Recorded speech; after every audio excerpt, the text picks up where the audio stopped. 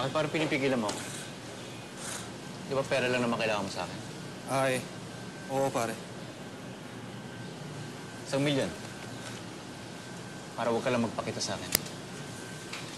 Magtago ka sa probinsyo, kahit sa ibang bansa, wala na akong pakialam. Bariya lang 1,000,000. Sige. Dodoblehin ko. Doblehin mo at hindi mo na ako makikita. Nangako ka na sa akin nun. Pero hindi mo tinupad. Sinira mo yun.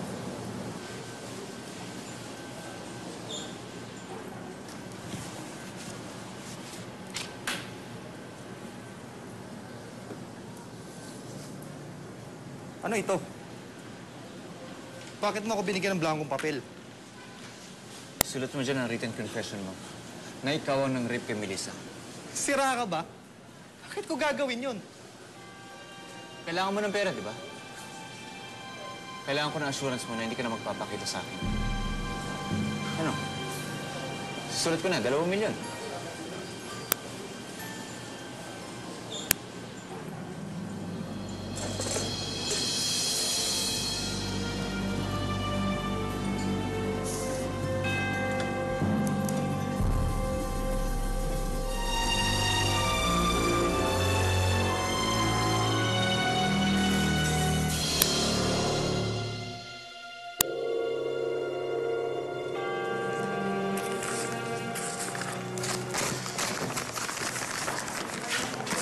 Hindi pa rin ba kayo nag-uusap ni Eva?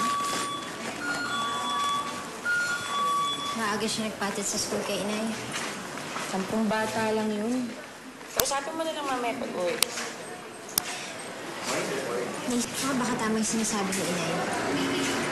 Na kaya ako napapagalitan yung bata kasi anak siya nang rape sa akin.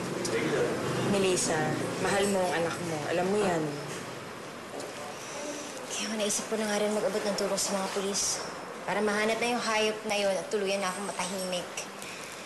Teka, alam na ba ni Felix sa sarili mong perang gagamitin mo para reward kung mahuli man yung kriminal? Hindi ko na yung kailangan sabihin sa kanya kasi pera ko naman to.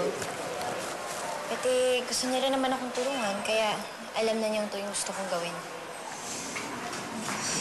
Salamat po. Ay!